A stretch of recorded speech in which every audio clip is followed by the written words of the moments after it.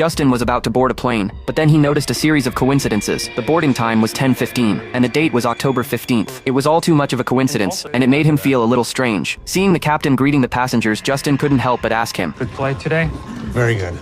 Welcome aboard. When he heard the captain's affirmative answer, he was relieved to board the plane. After finding a seat, he found an MP3. The radio station on it was broadcasting the tragic mystery of Flight 1015. Curious, he put on the headphones and listened to the story. Strangely enough, what was playing on the radio matched exactly what was happening right now. The radio said the flight attendants were doing a safety demonstration. Then it said it was raining at the airport. But the creepiest part of the story, the radio predicted that the plane would disappear from the radar in an hour. He didn't think anything of it at first, but a sudden jolt made him grip his seat. It's a bumpy ride from the plane's takeoff. Justin regained his senses and continued to listen to the radio. The story came up with a reference to Captain Donner, and the captain of this plane happened to have that name. Justin was suddenly scared. It was all too much of a coincidence. He woke up Baldy in the next seat to listen to this strange story, but the bald guy took him for a psychopath, and he rushed out of his seat. Justin was slightly embarrassed, but he couldn't help but keep listening. According to the radio, at 10:21, the plane will hit a bird. While he was listening to it,